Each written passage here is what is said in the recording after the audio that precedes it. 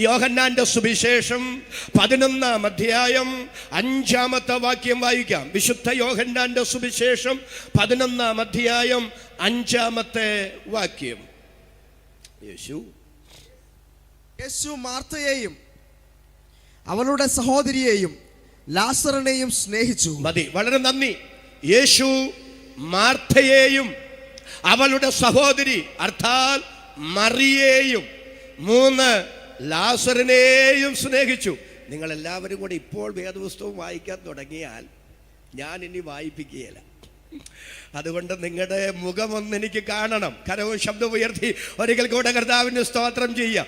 എൻ്റെ വോക്കൽ കോഡിൻ്റെ പ്രശ്നമുള്ളത് കൊണ്ട് എനിക്ക് അല്പം വോയിസ് റെസ്റ്റ് കിട്ടിക്കോട്ടെ എന്ന നിലയിലാണ് ഞാൻ വായിപ്പിക്കുന്നത്. സാധാരണഗതിയിൽ വായിപ്പിക്കാൻ ഞാൻ മെനക്കെടാറില്ല. എന്നാൽ എൻ്റെ ആരോഗ്യം അനുവദിക്കാത്തത് കൊണ്ടാണ് ഞാൻ അതിനല്പം സമയം വേർതിരിക്കുന്നത്. യേശു കർത്താവ് മാർത്തയെ സ്നേഹിച്ചു, മറിയെ സ്നേഹിച്ചു, ലാസറിനെയും സ്നേഹിച്ചു. ഓരോരുത്തരുടെ പേരെടുത്തെടുത്തെടുത്തു പറയുകയാണ്. ശ്രദ്ധിക്കണേ, കർത്താവ് മാർത്തയെ സ്നേഹിച്ചതിൽ നമുക്ക് തെറ്റു പറയാൻ പറ്റില്ല. കാരണം മാർത്തയെ പോലെയുള്ള ഒരാളെ ആരും സ്നേഹിച്ചു പോകും. എന്താ മാർത്തയുടെ പ്രത്യേകത? വീട്ടിൽ വരുന്ന അതിഥികളെ ഹാർദവമായി സ്വീകരിക്കും, അവർക്ക് കൃത്യമായ ശുശ്രൂഷ ചെയ്യും.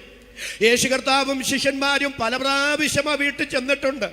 ചെന്നപ്പോഴൊക്കെ ത്യാഗോജ്വലമായ നിലയിലാണ് വെച്ച് വിളമ്പിക്കൊടുത്ത് ശുശ്രൂഷിച്ചത്. അപ്പം മാർത്തയുടെ പ്രത്യേകത ഭൗതികമായുള്ള ശുശ്രൂഷയിൽ മുൻപന്തിയിലാണ്. അപ്പം മാർത്തയെ സ്നേഹിച്ചതിൽ നമുക്ക് തെറ്റു പറയാൻ പറ്റില്ല. 2, മറിയെ സ്നേഹിച്ചു. മറിയെ സ്നേഹിച്ചതിലും പിശക് കണ്ടെത്താൻ കഴിയില്ല. കാരണം മറിയെ കൊണ്ട് ഭൗതിക ഗുണമൊന്നുമില്ല. പക്ഷെ മറിയ കർത്താവിനെ എപ്പോഴൊക്കെ കിട്ടുന്നോ അപ്പോഴൊക്കെ തൃപ്പാദപീഠത്തെങ്കിലിരുന്ന് അവൾ വചനം പഠിക്കാറുണ്ട്, ആത്മീകമായി വളരാൻ പരിശ്രമിക്കാറുണ്ട്. ഇപ്പം മറിയയുടെ യോഗ്യത ആത്മീകതയാണ്. ഞാൻ പലപ്പോഴും ചിന്തിക്കാറുണ്ട്, ദൈവമേ ഇത് രണ്ടും കൂടെ ഒരാൾക്കുണ്ടായിരുന്നെങ്കിൽ. ചിലർ ഭൗതിക കാര്യങ്ങളിൽ മുൻപന്തിയില്ല, പക്ഷെ ആത്മീക കാര്യങ്ങളിൽ ഉറക്കത്തോടുറക്കമാണ്. ചിലർ ഈ ഉപവാസം പ്രാർത്ഥന എന്നൊക്കെ പറഞ്ഞ വെള്ളം കുടിക്കാതെ ഉപവസിക്കും. സുവിശേഷ പ്രവർത്തനങ്ങളിൽ അവർ മുൻപന്തിയിലാണ്, പക്ഷെ ഭൗതിക കാര്യപരിപാടികൾ എന്തെങ്കിലും പറഞ്ഞാൽ ചെങ്ങന്നൂരിൽ അവർ കാണുകയില്ല. മനസ്സിലാവുന്നുണ്ടോ? അപ്പൊ ചിലർ ആത്മീക കാര്യങ്ങളിൽ മുൻപന്തിയിലാണ്, ഭൗതികതയിൽ പുറകോട്ടാണ്. ചിലർ ഭൗതിക കാര്യങ്ങളിൽ ഉത്സാഹികളാണ്, ആത്മീക കാര്യങ്ങളിൽ വളരെ ഉദാസീനരാണ്. ഒറ്റ ജീവിതമേ നമുക്കുള്ളൂ. ഇത്ര നാൾ നമ്മൾ ജീവിച്ചിരുന്നു, ഇനി എത്ര നാൾ ഉണ്ടെന്ന് നമുക്കറിഞ്ഞുകൂടാ, തമ്പുരാന് മാത്രമേ അറിയൂ. ഒരിക്കൽ നമ്മുടെ കർത്താവിൻ്റെ അടുക്കൽ നമ്മൾ നിൽക്കണം, നമ്മൾ ദൈവസന്നിധിയിൽ കണക്ക് പറയണം എന്ന ബോധ്യമുണ്ടെങ്കിൽ ആത്മീക കാര്യങ്ങളിലും ഭൗതിക കാര്യങ്ങളിലും ഒരുപോലെ ഉത്തരവാദിത്വ ബോധത്തോടെ ജീവിക്കാൻ എനിക്ക് കൃപ തരണമെന്ന് ആത്മാർത്ഥമായി സ്തോത്രം ചെയ്ത് ദൈവത്തോട് പ്രാർത്ഥിക്കുന്ന എത്ര പേര് ഇവിടെ വന്നിട്ടുണ്ട്. അവർക്കായി ഞാൻ ദൈവത്തെ സ്തുതിക്കുന്നു. ഇപ്പം മാർത്തയെ സ്നേഹിച്ചതിൽ തെറ്റില്ല, കാരണം മാർത്തയ്ക്കൊരു യോഗ്യത പറയാനുണ്ട്, ഭൗതികം. മറിയെ സ്നേഹിച്ചതിലും പിശകില്ല, മറിയയ്ക്കുമുണ്ട് യോഗ്യത എടുത്തു പറയാൻ, ആത്മീകത. പക്ഷെ അവരെ രണ്ടുപേരെ മാത്രമല്ല, ലാസറിനെയും സ്നേഹിച്ചെന്ന എൻ്റെ ചോദ്യം. ലാസറിനെ സ്നേഹിക്കാൻ ലാസറിന് എന്താ യോഗ്യതയുള്ളത്? യേശു കർത്താവ് പല പ്രാവശ്യം ആ വീട്ടിൽ ചെന്നിട്ടുണ്ട്. ഭൗതികമായി ഒരു ഉപകാരം ഉണ്ടായിട്ടില്ല. ആത്മീകമായി വളരാൻ എത്ര അവസരങ്ങൾ അവൻ്റെ മുമ്പിലുണ്ടായിരുന്നു, ഫലപ്രദമായി അവൻ വിനിയോഗിച്ചില്ല. എൻ്റെ ചോദ്യം, എപ്പോഴാണ് ലാസറിനെ സ്നേഹിച്ചത്? ഉയർത്ത ശേഷമാണോ? അല്ല. അവൻ ദീനമായി കിടക്കുമ്പോൾ സഹോദരിമാർ ആളയച്ചു പറയിക്കുന്നു, നിനക്ക് പ്രിയനായവൻ ദീനമായി കിടക്കുന്നു. എൻ്റെ ചോദ്യം, ലാസറിനെ സ്നേഹിക്കാൻ അവനിൽ എന്താ യോഗ്യതയുള്ളത്? ഒരു യോഗ്യതയുമില്ല. എന്നിട്ടും തിരുവെഴുത്ത് പറയുന്നു, യേശു മാർത്തയെ മാത്രമല്ല, മറിയെ മാത്രമല്ല, ലാസറിനെയും സ്നേഹിച്ചു. എന്താ ആശയം എന്നറിയാമോ? ലാസറിനെ സ്നേഹിക്കാൻ വർത്തമാനകാലത്ത് അവനിൽ ഒരു യോഗ്യതകളുമില്ല. എങ്കിൽ പോലും നാളകളുടെ നീളകളിൽ അവൻ തൻ്റെ കൂടെ പന്തിക്കിരിക്കേണ്ടുന്നവനാണെന്നും തൻ്റെ മഹത്വം അവനിലൂടെ വെളിപ്പെടാനുണ്ടെന്നും തീർന്നില്ല, അവനിലൂടെ ഒരു വലിയ കൂട്ടം യഹൂദ സമൂഹം തന്നിൽ വിശ്വസിപ്പാനുണ്ടെന്നും അറിയാവുന്ന കർത്താവ് അവന്റെ വർത്തമാനകാല അയോഗ്യതകൾ ഓർക്കാതെ അവനെ കാലെ കൂട്ടി സ്നേഹിച്ചു. ഇന്ന് രാത്രി എൻ്റെ മാന്യമിത്രമേ, നിങ്ങളുടെ വർത്തമാനകാലം എത്ര പരിതാപകരമാണെങ്കിലും നിങ്ങളെ സ്നേഹിക്കാൻ യാതൊരു യോഗ്യതകൾ നിങ്ങളിൽ ഇല്ലെന്ന് മാത്രമല്ല, വെറുക്കാൻ ഒത്തിരി കാരണങ്ങൾ ഉണ്ടെങ്കിൽ പോലും നിന്റെ ആ യോഗ്യതകൾ ഓർക്കാതെ നിന്നെ സ്നേഹിക്കുന്നൊരു ദൈവത്തെ ഇന്നു രാത്രി ഞങ്ങൾ ഇവിടെ ഉയർത്തുകയാണ്. ആ മഹാദൈവത്തിന്റെ പേരാണ് നസ്രയനായ യേശു ക്രിസ്തു. അതരം തുറന്നു ദൈവത്തിന് സ്തോത്രം പറയാൻ എത്ര പേർക്ക് മനസ്സുണ്ട്? അവർക്കായി ഞാൻ ദൈവത്തെ സ്തുതിക്കുന്നു. രണ്ടാമതൊരു ഉദാഹരണം കൂടെ പറയുകയാണ്. യേശു ഗദരദേശത്ത് ചെല്ലുകയാണ്. 6000 ഭൂതങ്ങൾ ബാധിച്ചൊരു മനുഷ്യൻ യേശു കർത്താവിനെ എതിരേറ്റ് വരുന്നു. ആ ഭൂതങ്ങളെല്ലാം കൂടെ അവനെ കൊണ്ട് പറയിപ്പിക്കുകയാണ്, സമയത്തിനു മുമ്പ് ഞങ്ങളെ ദണ്ഡിപ്പിക്കാൻ വന്നതാണോ? പാതാളത്തിലോട്ട് പോകാൻ ഞങ്ങളോട് പറയരുത്. ദേ കുറച്ച് പന്നികൾ അവിടെ മേയുന്നു, അങ്ങോട്ട് പോകാൻ ഞങ്ങളോട് പറ. ഭൂതങ്ങളായതുകൊണ്ട്, ഭൂതങ്ങൾ ചോദിച്ചതുകൊണ്ട് ഞാൻ സമ്മതിക്കുകയില്ല. പന്നിയിലോട്ട് പോകണ്ട, കഴുതയിലോട്ട് പോകോളാൻ കർത്താവ് പറഞ്ഞില്ല. ചിലപ്പോൾ ഭൂതങ്ങളാണേലും ചോദിച്ചാൽ തമ്പുരാൻ അങ്ങ് കൊടുക്കും. ഒരാമേനെന്ന് പറഞ്ഞു. ചിലർ പറയുന്നത് ഞാൻ കേട്ടിട്ടുണ്ട്, ദൈവം എൻ്റെ കൂടെ, കാരണം ഞാൻ ചോദിക്കുന്നതെല്ലാം ദൈവം തരുന്നുണ്ട്. ദൈവം നിങ്ങൾ ചോദിക്കുന്നതെല്ലാം തരുന്നുണ്ട്, നിങ്ങൾ പ്രാർത്ഥിക്കുന്നതെല്ലാം നടക്കുന്നുണ്ട് എന്നുള്ളത് കൊണ്ട് ദൈവം അംഗീകരിച്ചു എന്ന് തെറ്റിദ്ധരിക്കരുത്. ദൈവിക അംഗീകാരത്തിൻ്റെ മുദ്രയല്ല നിങ്ങളുടെ പ്രാർത്ഥനയ്ക്ക് ഉത്തരം തരുന്നു എന്നുള്ളത്. ദൈവകൽപ്പന അനുസരിക്കുന്നതാണ് ദൈവിക അംഗീകാരത്തിൻ്റെ മുദ്രയെന്ന് കറതീർന്ന് ഞാൻ വിളിച്ചു പറയുമ്പോൾ ആ വാക്കിന് ആമേൻ പറയാൻ ചങ്കൂറ്റമുള്ള പ്രിയപ്പെട്ടവരുടെ കരം ഞാൻ ഒന്നുകൂടെ കാണട്ടെ. ആ കരമുയർത്തി ദൈവത്തിന് നന്ദി പറയാം. ഇപ്പൊ ഭൂതങ്ങളാണെങ്കിലും ചോദിച്ചാൽ ചിലപ്പം അങ്ങനെ കൊടുത്തെന്ന് വരാം. കർത്താവ് ഈ 6000 ഭൂതങ്ങളെ പറഞ്ഞു വിട്ടത് 2000 പന്നികളിലേക്കാണ്. 6000 ഭൂതങ്ങൾ, 2000 പന്നികൾ. അപ്പൊ ഓരോ പന്നികളിൽ 3 ഭൂതങ്ങൾ വീതം കയറി. ഓരോ പന്നികളിലും 3 വീതം ഭൂതങ്ങൾ വീതം കയറിയപ്പോൾ പന്നികൾ തീരുമാനിച്ചു, ഇനി ജീവിച്ചിട്ട് കാര്യമില്ല, ചത്തേക്കാം. 2000 പന്നികളും ഒരുപോലെ കടലിൽ ചാടി ചത്തു. നമ്മുടെ ഗ്രാമീണ ഭാഷയിൽ പറഞ്ഞാൽ ആത്മഹത്യ ചെയ്തു. പന്നികൾക്ക് ആത്മഹത്യ എന്താണെന്ന് അറിഞ്ഞുകൂടാ. പന്നികൾക്കെന്നല്ല, ഒരു നാൽക്കാലികൾക്കും ഒരു ഇഴജാതികൾക്കും ഒരു പക്ഷിവർഗങ്ങൾക്കും ആത്മഹത്യ എന്താണെന്ന് അറിഞ്ഞുകൂടാ. നിങ്ങളുടെ വീട്ടിലെ നായിക്കിട്ട് നിങ്ങൾ 2 അടി അടിച്ചു. ഇത്രയും നാള് ഞാൻ മാന്യമായിട്ട് ഈ വീട് കാവല് കാത്തോണ്ടിരുന്നിട്ട് നിങ്ങളെന്നെ നിഷ്കരണം അടിച്ചല്ലേ, അതുകൊണ്ട് ഞാനിപ്പോൾ കാണിച്ചു തരാമെന്നും പറഞ്ഞു. ഒരു നായും MC റോഡിൽ ഇറങ്ങി KSRTC ബസ്സിൻ്റെ ടയറിൻ്റെ അടിയിൽ തലവെച്ച് ചാകില്ല. കാരണം അതുങ്ങൾക്കത് അറിഞ്ഞുകൂടാ. ആത്മഹത്യ എന്താണെന്ന് അറിയാൻ പോയിട്ട് ജീവിതം എന്താണെന്ന് അറിഞ്ഞുകൂടാ. ജനിച്ചു പോയത് കൊണ്ട് ജീവിക്കുന്നു, ചാകുമ്പം ചാകുന്നു എന്നുള്ളതല്ലാതെ ജീവിതത്തെക്കുറിച്ചോ മരണത്തെക്കുറിച്ചോ അതുങ്ങൾക്ക് യാതൊരു ഗ്രാഹ്യവുമില്ല. അറിഞ്ഞുകൊണ്ട് ഈ ഭൂമിയിൽ ജീവിതം അവസാനിപ്പിക്കാൻ പറ്റുന്നത് മനുഷ്യരെ കൊണ്ട് മാത്രമാണ്. അപ്പൊ എൻ്റെ ചോദ്യം, ആത്മഹത്യ എന്താണെന്ന് പന്നികൾക്ക് അറിഞ്ഞുകൂടെങ്കിൽ 1999 അല്ല 2000 എണ്ണവും ഒരുപോലെ കടലിൽ ചാടി ചാകാൻ കാരണമെന്താ? പന്നികളുടെ സ്വഭാവമല്ല, പിന്നെ പന്നിയിൽ കൂടിയ ഈ ദുർഭൂതങ്ങളുടെ പ്രവണത അതാണ്. ഭൂതങ്ങൾ എന്തൊക്കെ ചെയ്യുന്നു അത് വേദപുസ്തകത്തിലെ മനോഹരമായ പഠനമാണ്, അതിലേക്ക് ഞാൻ പോകുന്നില്ല. പക്ഷെ ഈ ഭൂതങ്ങളുടെ പ്രത്യേകത ഇത് കയറുന്നതിനെ കൊല്ലിക്കുന്നതാണ്, ആത്മഹത്യ ചെയ്യിപ്പിക്കുന്നതാണ്.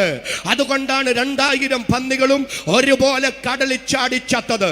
ഇന്ന് രാത്രി ഞാൻ വിളിച്ചു പറയാം, കൊലപാതകങ്ങളുടെ പിറകിൽ, ആത്മഹത്യകളുടെ പിറകിൽ കുടിയിരിക്കുന്നത് പൈശാചിക ദുർഭൂത ശക്തികളാണ്. നിസ്സാര കാര്യങ്ങളിൽ പോലും പിടിച്ചു നിൽക്കാൻ ത്രാണിയില്ലാതെ എന്തിന് ജീവിക്കുന്നു, ആർക്കു വേണ്ടി ജീവിക്കുന്നു, ജീവിച്ചിട്ട് എന്ത് ഗുണം, നീ പോയി ചത്തുകളായെന്ന് ഹൃദയത്തിനകത്ത് മന്ത്രിച്ചും തോന്നലുളവാക്കിയും ഇന്ന് രാത്രി ആത്മഹത്യകൾ വരുത്തി തീർക്കാൻ വർഷങ്ങളായി ഏതെങ്കിലും കുടുംബങ്ങളോട്, വ്യക്തികളോട് വെല്ലുവിളിക്കുന്ന പൈശാചിക ദുർഭൂത ശക്തികളുണ്ടെങ്കിൽ പാമ്പുകളെയും തേളുകളെയും ചവിട്ടാൻ, ശത്രുവിന്റെ സകല ബലത്തെയും കെടുത്താൻ അധികാരം തന്ന സ്വർഗത്തിനും ഭൂമിക്കും നാഥനായ നസറയനായ യേശുക്രിസ്തുവിന്റെ നാമത്തിൽ ഞങ്ങൾ ഒരുമിച്ച് ആത്മാവിൽ കൽപ്പിക്കുന്നു.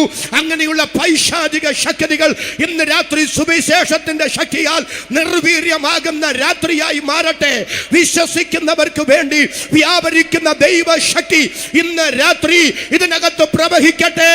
ആത്മാവിൽ സ്തോത്രം ചെയ്യാൻ എത്ര പേർക്ക് മനസ്സുണ്ട്? അവർക്കായി ഞാൻ ദൈവത്തെ സ്തുതിക്കുന്നു. അപ്പൊ ഈ ഭൂതങ്ങളുടെ പ്രത്യേകത, ഇത് കയറുന്നതിനെ കൊല്ലുന്നതാണെങ്കിൽ, ആത്മഹത്യ ചെയ്യിപ്പിക്കുന്നതാണെങ്കിൽ, ഈ 6000 ഭൂതങ്ങൾ വർഷങ്ങളായി ഈ മനുഷ്യനിൽ കുടിയിരിക്കുകയല്ലേ. എന്തിനാ കുടിയിരിക്കുന്നത്? ജീവിപ്പിക്കാനാണോ കുടിയിരിക്കുന്നത്? അല്ല, കൊല്ലാനാ കുടിയിരിക്കുന്നത്, ആത്മഹത്യ ചെയ്യിപ്പിക്കാനാ കുടിയിരിക്കുന്നത്. പക്ഷെ വർഷങ്ങൾ ഈ ദുർഭൂതങ്ങൾ അവനെ കൊല്ലാൻ അവനിൽ കുടിയിരുന്നിട്ടും എന്തേ അവനെ കൊല്ലാൻ പറ്റിയില്ല? പറ്റാഞ്ഞതിന്റെ കാരണം ഞാൻ പറയാം. ദക്കപ്പൊലി നാട്ടിൽ അവനെ ഒരു മിഷണറിയാക്കി മാറ്റാൻ എൻ്റെ തമ്പുരാന്റെ പദ്ധതി അവന്റെ തലയ്ക്കു മുകളിൽ തൂങ്ങിക്കിടക്കെ 6000 അല്ല 60,000 കോടി ദുർഭൂത ശക്തികൾ അവനെതിരെ തട്ടിട്ടു തുള്ളിയാലും അവന്റെ ഒരു തലമുടി നാരിനെ തൊടാൻ എന്റെ ദൈവം അനുവദിക്കയില്ല. കൃപ ലഭിച്ച അഭിഷക്തന്മാർ, കൃപ ലഭിച്ച ദൈവമക്കൾ ഇന്ന് രാത്രി സിംഹഗർജനം പോലെ ആത്മാവിൽ സ്തോത്രം ചെയ്തു പറ. മുൻ നിയമിക്കപ്പെട്ട നാളിൽ ഒന്നുമില്ലാതിരുന്നപ്പോ സകലതും തന്റെ പുസ്തകത്തിൽ എഴുതിയ മഹാദൈവത്തിന് എന്നെ കുറിച്ചുള്ള പദ്ധതികൾ ഈ മണ്ണിൽ പൂർത്തീകരിച്ച് തീരുന്നിടം വരെ ഏതെല്ലാം ഇരുളിന്റെ ശക്തികൾ, എന്തെല്ലാം തന്ത്രങ്ങൾ മെനഞ്ഞാലും എനിക്കൊരു കേടും വരാതെ തന്റെ സുരക്ഷിത വലയത്തിനകത്ത് എന്നെ പൊതിഞ്ഞു കൊണ്ട് നടക്കുന്ന ഒരു ദൈവം ജീവിക്കുന്നു എന്ന് ഇന്ന് രാത്രി തിരിച്ചറിയ ദൈവത്തിന് സ്തോത്രം ചെയ്യാൻ കൃപ ലഭിച്ച ദൈവമക്കൾ അധരങ്ങൾ തുറന്ന് കരമടിച്ച് ഇന്ന് രാത്രി സ്തോത്രം ചെയ്യാൻ ആത്മനിയോഗത്തോടെ ഞാൻ വിളിച്ചു പറയുന്നു. സമയത്തിനു മുമ്പേ നിന്നെ ഉടച്ചു കളയാൻ ഈ രാത്രി വെല്ലുവിളിക്കുന്ന ചില പൈശാചിക പദ്ധതികളെ ദൈവത്തിന്റെ പരിശുദ്ധാത്മാവ് ഈ രാത്രി നിർവീര്യമാക്കുന്നത് ആത്മാവ് എനിക്ക് മനസ്സിലാക്കി തരുന്നു. അത് വിശ്വസിക്കുന്നവർ അധരങ്ങൾ തുറന്ന് അല്പനിമിഷം കരമടിച്ച് അന്യഭാഷയിൽ ദൈവത്തിന് സ്തോത്രം ചെയ്യാം.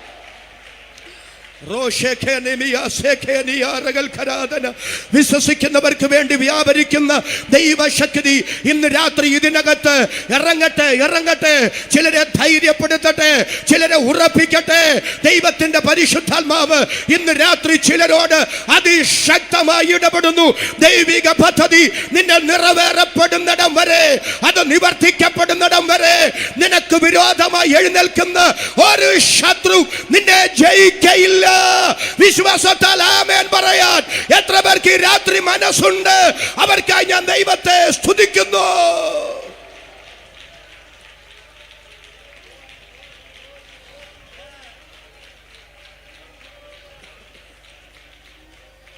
ആ മനുഷ്യന് സുബോധം വന്നു. അവൻ വസ്ത്രമൊക്കെ ധരിച്ച് ദക്കപ്പൊലി നാട്ടിൽ കർത്താവിനെ സാക്ഷീകരിച്ച് നടക്കുക. എന്തു ബഹുമാനത്തോടാ മനുഷ്യരവരെ കാണുന്നത്, എന്തു സ്നേഹത്തോടാ മനുഷ്യരവനെ സ്വീകരിക്കുന്നത്. പണ്ടിവൻ എങ്ങനായിരുന്നു? വസ്ത്രം പോലും ധരിക്കാതെ, നാട്ടുകാർ വെച്ച് പിടിപ്പിച്ച ഇരുമ്പ് ചങ്ങലയൊക്കെ ഉരുമി പൊട്ടിച്ച് ആ നാട്ടുകാരുടെ കണ്ണിലെ കരടായിരുന്നു അവൻ. ഇന്നോ? ഇന്നവൻ ആ നാടിൻ്റെ കണ്ണിലുണ്ണിയ. ഇന്നലകൾ അവനൊന്ന് മരിച്ചു കാണാൻ ആ നാട് ഒന്നടങ്കം ആഗ്രഹിച്ചതാ. പക്ഷെ ഇന്ന് അവൻ ആ നാടിൻ്റെ അഭിമാനമാണ്. ഞാൻ സ്തോത്രം ചെയ്ത് പറയാം കേട്ടോ. ഏത് തകർന്നവനെയും പണിയാൻ സുവിശേഷത്തിന് കഴിയും. ഏത് മനുഷ്യനെയും രൂപാന്തരപ്പെടുത്താൻ വചനത്തിന് കഴിയും. ഇന്ന് രാത്രി പരിശുദ്ധാത്മാവ് ചിലരോട് പ്രവചനമായി ദൂത് പറയുക. ആരെയും എഴുതി തള്ളണ്ട. ശരിയാകത്തില്ലെന്നും ഗതി പിടിക്കത്തില്ലെന്നും ഇന്ന് രാത്രി മുൻവിധികൾ വേണ്ട. ചിലതിനെ അസാധാരണമായ ദൈവിക രൂപാന്തരത്തിന് വിധേയമാക്കി മാറ്റുന്ന ദൈവശക്തി വെളിപ്പെടുമെന്ന് പരിശുദ്ധാത്മാവ് ഈ രാത്രി അതിശക്തമായി ചിലരോട് ദൈവിക ദൂത് വിളിച്ചു പറയുന്നു. ഒനേസിമോസിനെ കുറിച്ച് ഫിലേമോനോട് പൗലോസ് പറയുന്നത് പോലെ അവൻ മുമ്പേ പ്രയോജനമില്ലാത്തവൻ ഇപ്പോൾ എനിക്കും നിനക്കും ഒരുപോലെ പ്രയോജനമുള്ളവൻ. ചിലരിൽ അസാധാരണമായ രൂപാന്തരങ്ങൾ നടന്നിട്ട് ഇതെങ്ങനെ സംഭവിച്ചു? ഇത് യഹോവയാൽ സംഭവിച്ചു. മനുഷ്യരുടെ ദൃഷ്ടിയിൽ ആശ്ചര്യവുമായിരിക്കുന്നു എന്ന് സ്തോത്രം ചെയ്ത് പറയത്തക്ക നിലയിൽ ഒരു ദൈവിക ഇടപെടൽ ഉണ്ടാകുമെന്ന് പരിശുദ്ധയാത്മാവ് ഈ രാത്രി ചിലർക്ക് ദൈവാലോചന കൈമാറുന്നു. നമുക്ക് അവനോട് ചോദിക്കാം, നീ എങ്ങനെ ഇങ്ങനായേ? അവൻ പറയും, വസ്ത്രം പോലും ധരിക്കാതെ നാട്ടുകാരുടെ മുഴുവൻ പേടി സ്വപ്നമായി ശവക്കല്ലറകളിൽ രാപാർത്ത് 6000 ഭൂതങ്ങൾ എന്നിൽ കുടിയിരുന്ന് അവ എന്നെ കൊല്ലാൻ കൊണ്ടു നടന്നപ്പോഴും ഞാൻ പോലും അറിയാതെ ഹല്ലേലൂയ തൻ്റെ സ്നേഹ വലയത്തിനകത്ത് എന്നെ മറച്ചു കൊണ്ട് നടന്നൊരു ദൈവമുണ്ടേ. ആ ദൈവത്തിൻ്റെ സ്നേഹമാണ് ഇന്നത്തെ മാന്യതയിലേക്കും ഇന്നത്തെ സ്വീകാര്യതയിലേക്കും ഈ അംഗീകാരത്തിലേക്കും എന്നെ നയിച്ചത്. ലാസറിൻ്റെയും ഭൂതഗ്രസ്തനായിരുന്നവൻ്റെയും അനുഭവം മാത്രമല്ല, നമ്മുടെയൊക്കെ അനുഭവം അത് തന്നെയാണ്. ഒരു നല്ല ആമേനെന്ന് പറഞ്ഞു. രക്ഷിക്കപ്പെടുന്നതിന് മുമ്പുള്ള കാലം ഒന്ന് ചിന്തിച്ച് നോക്കിക്കേ. ആത്മഹത്യയുടെ മുനമ്പിന്നൊക്കെ അത്ഭുതകരമായി രക്ഷപ്പെട്ട് വന്നവരില്ലേ? എത്ര വഴക്കിലും വയ്യാവേലിയിലും ഇപ്പോഴല്ലേ, രക്ഷിക്കപ്പെടുന്നതിന് മുമ്പ് ചെന്ന് ചാടിയിട്ടില്ലേ? കത്തിമുനയെന്നൊക്കെ കഷ്ടിച്ചല്ലേ രക്ഷപ്പെട്ടു പോന്നേ? അല്ലേ? അന്നൊക്കെ നമ്മൾ ഓർത്തു ഭാഗ്യം കൊണ്ട് രക്ഷപ്പെട്ടതാ, സമയം നല്ലതായിരുന്നത് കൊണ്ട് രക്ഷപ്പെട്ടതാന്ന്. പക്ഷെ രക്ഷിക്കപ്പെട്ട ശേഷം പിറകോട്ടിറങ്ങി തിരിഞ്ഞ് ചിന്തിക്കുമ്പോഴാണ് മനസ്സിലാകുന്നേ, ഭാഗ്യം കൊണ്ട് രക്ഷപ്പെട്ടതല്ല, സമയം നല്ലതായിരുന്നത് കൊണ്ട് രക്ഷപ്പെട്ടതുമല്ല. അന്ന് എനിക്ക് എൻ്റെ ദൈവത്തെ അറിയാതെ ഞാൻ എനിക്ക് ബോധിച്ചതുപോലെ ജീവിച്ചു കൊണ്ടിരുന്നപ്പോൾ അന്നേ എൻ്റെ ദൈവം എന്നെ കണ്ടിരുന്നു, അന്നേ എൻ്റെ ദൈവം എന്നെ സ്നേഹിച്ചിരുന്നു. ആ ദൈവത്തിൻ്റെ സ്നേഹം ഇന്ന് രാത്രിയും ജീവനോടെ ഇരുന്ന് ഈ സന്ദേശം കേട്ട് എൻ്റെ ദൈവത്തിന് സ്തോത്രം ചെയ്യാൻ എനിക്ക് അവസരം ലഭ്യമായതെന്നോർത്ത് പിശുക്കില്ലാതെ സ്തോത്രം പറയാൻ മനസ്സുള്ളവരുടെ കരം ഞാൻ ഒന്നുകൂടെ കാണട്ടെ. കരവും ശബ്ദവും ഉയർത്തി ദൈവത്തിന് സ്തോത്രം ചെയ്യാം. ദൈവത്തിൻ്റെ സ്നേഹം, അതെ, ദൈവത്തിൻ്റെ സ്നേഹം അത് അനാദി സ്നേഹമാണ്. 2, അത് കാലേ കൂട്ടിയുള്ള സ്നേഹമാണ്. 3, ദൈവത്തിൻ്റെ സ്നേഹം വെളിപ്പെടുത്തപ്പെട്ട സ്നേഹമാണ്. എനിക്കിപ്പം 49 വയസ്സ് കഴിയുന്ന 50ാമത്തെ വയസ്സിലേക്ക് പോവുക. ദൈവമേ, എത്ര പെട്ടെന്ന് ആ സമയം പോയി, എനിക്കതങ്ങോട്ട് ഉൾക്കൊള്ളാൻ പറ്റുന്നില്ല. ഞാൻ ഇപ്പോഴും എൻ്റെ കുഞ്ഞുനാളൊക്കെ ഓർക്കും കേട്ടോ. ഞാൻ ഈ ഒറ്റയ്ക്കൊക്കെ യാത്ര ചെയ്യുമ്പോഴും ഓർക്കുവേ, നമ്മൾ എത്ര ഭാഗ്യവാന്മാരാ. വേറൊന്നിനും നിങ്ങൾ സ്വോത്രം ചെയ്തില്ലേലും ഈ കാലത്ത് ജീവിക്കാൻ പറ്റിയതിന് തന്നെ സ്വോത്രം പറയണം. എന്തോ നല്ല ഡ്രസ്സാണ് നമ്മൾ ഇട്ടേക്കുന്നത്, എന്തോ നല്ല ഫുഡാണ് നമ്മൾ കഴിച്ചത്, എത്ര മനോഹരമായ വീടുകളാണ് ഇങ്ങോട്ട് വരുമ്പോഴൊക്കെ ഉള്ളത്, എത്ര വില കൂടിയ വാഹനത്തിലാണ് നമ്മൾ യാത്ര ചെയ്ത് വന്നേ. ഇത്രയും നല്ല വസ്ത്രം, ഇത്രയും നല്ല വാഹനം, ഇത്രയും നല്ല പാർപ്പിടം, ഇത്രയ്ക്ക് നല്ല ഫുഡ്, ഇതെല്ലാം കഴിക്കാൻ പറ്റിയത് ഈ കാലത്ത് ജീവിക്കാൻ പറ്റിയതുകൊണ്ട്. ഫ്ലൈറ്റിനൊക്കെ എന്നാ ചാർജാ, എന്നാൽ ഒറ്റ സീറ്റ് പോലും കാലിയില്ല. കാരണം അമ്മയും അപ്പനും കൂടെ UK മക്കളുടെ അടുത്ത് പോയി തിരിച്ചു വന്ന് 5 ദിവസം കഴിയുന്നതിന് മുമ്പ് അമേരിക്കയിലുള്ള മക്കളുടെ അടുത്ത്, അവിടെ നിന്ന് കാനഡയിലും പോയി തിരിച്ചു വന്നിട്ട് നാട്ടിൽ വന്ന് 2 മാസം കഴിയുമ്പോൾ അടുത്തത് ബഹ്റിനിലുള്ള മക്കളുടെ അടുത്തോട്ട് പോവുക. അല്ലേ? ഇങ്ങനൊക്കെ യാത്ര ചെയ്യാൻ പറ്റിയത്, ഈ കാലത്ത് ജീവിക്കാൻ പറ്റിയത് കൊണ്ടല്ലേ? ഒരു നല്ല ആമേനൊന്ന് പറയുന്നു. നേരെ മറിച്ച് ഒരു 150 കൊല്ലം മുമ്പെങ്ങാനും ജീവിച്ചിരുന്നെങ്കിൽ ഇത് വല്ലതും നടക്കുമായിരുന്നു. ഈ നല്ല ഫുഡ് ചെങ്ങന്നൂരും തിരുവല്ലായിലും ചെന്നാൽ കൈ പൈസ ഉണ്ടെങ്കിൽ കിട്ടാത്ത എന്നാ ഭക്ഷണം ഉള്ളത്? ഈ നല്ല വസ്ത്രം, ഈ നല്ല പാർപ്പിടം, ഈ നല്ല വാഹനം, ഈ ആധുനിക സൗകര്യങ്ങളൊക്കെ അനുഭവിക്കാൻ അവസരം കിട്ടിയത് ഈ കാലത്ത് ജീവിക്കാൻ പറ്റിയത് കൊണ്ടാണ്. നമ്മൾ ഏത് കാലത്ത് ജീവിക്കണമെന്നുള്ളതും നമ്മുടെ തീരുമാനശേഷിപ്പെട്ടതായിരുന്നില്ല, ദൈവത്തിൻ്റെ നിത്യ നിർണയത്തിൽപ്പെട്ട കാര്യമായിരുന്നു. ഈ കാലത്ത് ഈ നന്മകളൊക്കെ അനുഭവിക്കാൻ എനിക്ക് ജീവിതം തന്നതുകൊണ്ട് എൻ്റെ ദൈവത്തിന് സ്തോത്രമെന്ന് വല്ലപ്പോഴുമൊക്കെ പറയുന്നത് നന്ന. എന്നോട് ചേർന്നത് അങ്ങനെ നന്നെന്ന് പറഞ്ഞു സ്തോത്രം പറയുന്ന എത്ര കരങ്ങളുണ്ട്? കരങ്ങൾ ഞാൻ ഒന്നുകൂടെ കാണട്ടെ. കരമുയർത്തി ദൈവത്തിന് സ്തോത്രം ചെയ്യുക. അതും ദൈവത്തിന്റെ അനുഗ്രഹമാണ്. പക്ഷെ ഞാൻ പറഞ്ഞത് എൻ്റെയൊക്കെ ചെറുനാൾ ഈ ഹൈറേഞ്ചിലെ കാര്യം പറഞ്ഞു. ഇവിടുത്തെ ചെങ്ങന്നൂരിലെ കാര്യം എനിക്ക് അറിഞ്ഞുകൂടാ. നേരിട്ട് ഞങ്ങൾക്ക് മക്കൾക്ക് അപ്പൻ്റെ അടുക്കൽ ചെന്ന് കാര്യം പറയാൻ പറ്റിയില്ല. അമ്മ വഴി വേണം കാര്യം അവതരിപ്പിക്കാൻ. അമ്മയ്ക്കും അങ്ങനെ അപ്പൻ്റെ അടുക്കൽ പെട്ടെന്നൊന്നും ചെല്ലാൻ പറ്റിയില്ല. അപ്പൻ്റെ നേരവും കാലവും ഭാവഭേദങ്ങളും മനസ്സിലാക്കി വളരെ തന്മയത്വത്തോടെ വേണം കാര്യങ്ങൾ അവതരിപ്പിക്കാൻ. അന്ന് ഇതെല്ലാം കണ്ട് മനസ്സ് മടുത്ത മക്കൾ അമ്മയോട് പറഞ്ഞു, അമ്മേ ഇതെന്നാ ഒരു ജീവിതം അമ്മേ. അപ്പുറത്തെ അലക്സിൻ്റെ അപ്പനെ കണ്ടോ? അവിടെ എല്ലാവരും കൂട്ടുകാരെ പോലെ, ഇവിടോ കാണ്ടാമൃഗത്തെ പോലെ. അന്ന് ദൈവകൃപയുള്ള അമ്മമാർ പറഞ്ഞാൽ അപ്പുറത്തെ അലക്സിൻ്റെ അപ്പനേക്കാൾ സ്നേഹമുള്ള അപ്പനാ നിൻ്റെ അപ്പൻ. പക്ഷെ നിൻ്റെ അപ്പനൊരു കുഴപ്പമുണ്ട്, സ്നേഹം അകത്ത, പുറത്ത് കാണിക്കാൻ അറിഞ്ഞുകൂടാ. എനിക്കെല്ലാവരോടും സ്നേഹം, പക്ഷെ അകത്ത, പുറത്ത് കാണിക്കാൻ അറിയില്ലെന്ന് പറയുന്നവരോട് എൻ്റെ വിനീതമായൊരു ചോദ്യം, നിങ്ങളെപ്പോലെ എല്ലാവരും കൂടെ തുടങ്ങിയ ഈ ലോകത്തിൻ്റെ ഗതി എന്തായി മാറും? ഇപ്പം സ്നേഹം ഉണ്ടെന്നുള്ളത് സത്യമാണെങ്കിൽ അത് മനസ്സിൽ ഒളിപ്പിക്കാനുള്ളതല്ല, അത് പുറത്തു വെളിപ്പെടുത്താനുള്ളതാണ്. ഇതുപോലെ തന്നെ എൻ്റെ ദൈവത്തിൻ്റെ സ്നേഹവും മറയപ്പെട്ട സ്നേഹമല്ല, സാമാന്യബോധമുള്ള ആർക്കും മനസ്സിലാകുന്നത് പോലെ പരസ്യമായി വെളിപ്പെടുത്തപ്പെട്ട സ്നേഹമാണ്. എത്ര പേർക്ക് അതരങ്ങൾ തുറന്ന് ദൈവത്തിന് സ്തോത്രം ചെയ്യാൻ കഴിയും? ദൈവത്തിൻ്റെ സ്നേഹം വെളിപ്പെടുത്തപ്പെട്ട ഒന്നാമത്തെ മേഖല യേശു ക്രിസ്തുവിൻ്റെ മനുഷ്യ ജന്മമാണ്. ഒരു ഉദാഹരണം കൊണ്ട് ഞാനത് തെളിയിക്കാം. ചെങ്ങന്നൂര്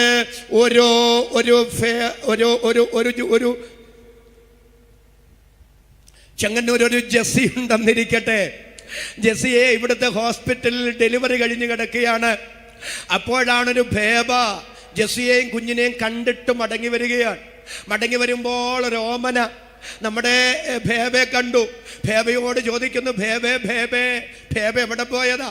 ബേബയുടെ മറുപടി, അമ്മാമ്മേ ഇന്നിടത്തെ ജെസ്സി പ്രസവിച്ചു, അമ്മയും കുഞ്ഞിനെയും കാണാൻ പോയതാ. അടുത്തത് ഓമനയുടെ ചോദ്യം, പ്രസവിച്ചു. അടുത്ത ചോദ്യം, കുഞ്ഞ് പെണ്ണാണോ ആണാണോ? ആണാണെങ്കിൽ ആണാണ്, പെണ്ണാണെങ്കിൽ പെണ്ണാണ്. അതറിഞ്ഞു കഴിയുമ്പോൾ അടുത്ത ചോദ്യം നിർത്തേണ്ടതാണ്. പക്ഷെ ചില ഓമനമാരെ കിട്ടിയ അന്നത്തെ ദിവസം പോക്കാണ്. ആണാണോ പെണ്ണാണോ എന്ന് അറിഞ്ഞു കഴിയുമ്പോൾ അടുത്ത ചോദ്യം, കൊച്ചു വെളുത്തതാണോ? വെളുത്തതാണെന്നെങ്ങാനും പറഞ്ഞാൽ കുശുമ്പ് മൂത്തിട്ട് ചോദിക്കുന്ന അടുത്ത ചോദ്യം, ചെവി വെളുത്തതാണോ? അവരുടെ അപ്പം വീട്ടുകാരായിട്ട് മൂക്കൽപ്പം നീണ്ടോരാ.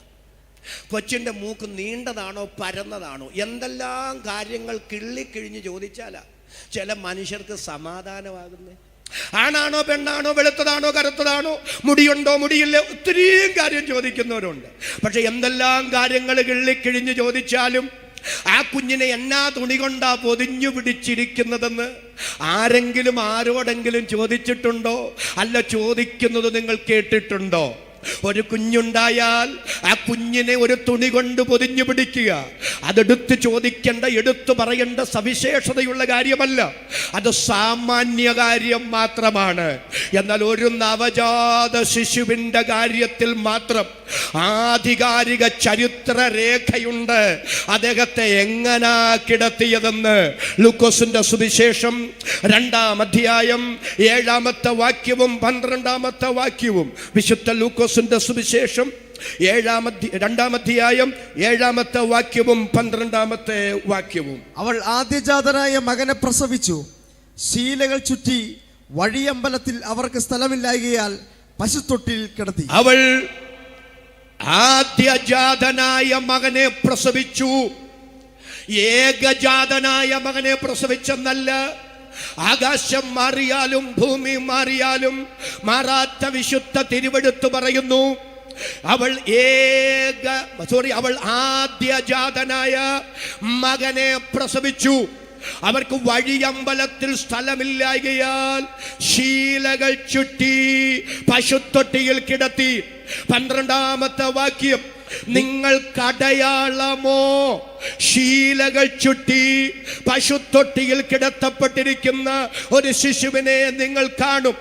പ്രബുദ്ധരായ മാന്യ ശ്രോതാക്കളോട് ഈ രാത്രി വിനയത്തോടെ ഞാൻ ചോദിക്കുന്നു, ഒരു കുഞ്ഞുണ്ടായാൽ ആ കുഞ്ഞിനെ ഏതെങ്കിലും ഒരു തുണി കൊണ്ട് പൊതിഞ്ഞു പിടിക്കുമല്ലേ? അതെടുത്തു പറയത്തക്ക സവിശേഷതയുള്ള കാര്യമല്ല.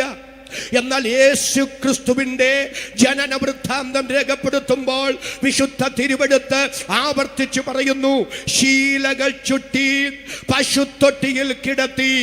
എന്റെ ചോദ്യം, എന്തുകൊണ്ട് തിരുവെടുത്ത് അങ്ങനെ പറയുന്നു, ശീലകൾ ചുറ്റി പശുത്തൊട്ടിയിൽ കിടത്തി എന്ന്? ഈ ശീലകൾക്കകത്ത് ചുറ്റപ്പെട്ട ഈ നവജാത ശിശുവുണ്ടല്ലോ, ഇദ്ദേഹം പണ്ടിങ്ങനെയായിരുന്നില്ല. പിന്നെ അദ്ദേഹം എങ്ങനെയായിരുന്നു? 104-ാം സങ്കീർത്തനം വായിക്കേണ്ട 1-2 വാക്യങ്ങൾ. എൻ മനമേ യഹോവയെ വാഴ്ത്തുക, എൻ്റെ ദൈവമായ കർത്താവേ അങ്ങേറ്റവും വലിയവൻ. മഹത്വം തേജസ്സും അങ്ങ് അണിഞ്ഞിരിക്കുന്നു. വസ്ത്രം ധരിക്കും പോലെ അങ്ങ് പ്രകാശത്തെ ധരിച്ചിരിക്കുന്നു.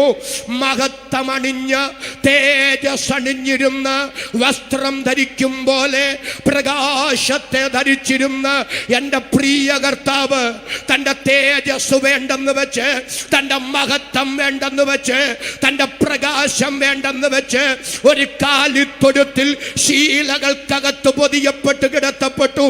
ഇന്ന് രാത്രി രക്ഷിതാവിനോട് ചോദിക്കാം, യേശു കർത്താവേ അങ്ങയുടെ മഹത്വം വേണ്ടെന്ന് വെച്ചിട്ട്, അങ്ങയുടെ തേജസ് വേണ്ടെന്ന് വെച്ചിട്ട്, അങ്ങയുടെ പ്രകാശം വേണ്ടെന്ന് വെച്ചിട്ട് ഒരു കാലിത്തൊഴുത്തിൽ ശീലകൾക്കകത്ത് പൊതിയപ്പെട്ട് കിടത്തപ്പെടാൻ അങ്ങയെ പ്രേരിപ്പിച്ച പ്രേരക ഘടകമെന്താ?